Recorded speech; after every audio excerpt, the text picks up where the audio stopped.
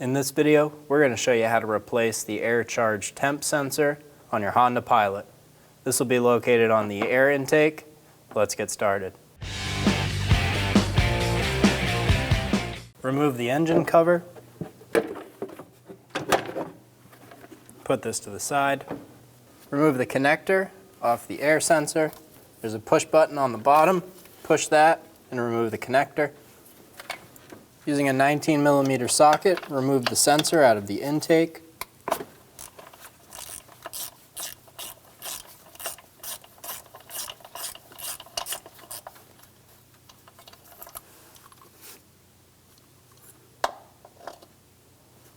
Install the sensor into the intake.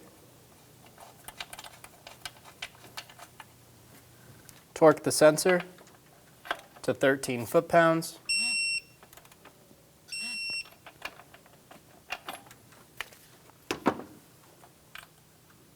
Install the connector.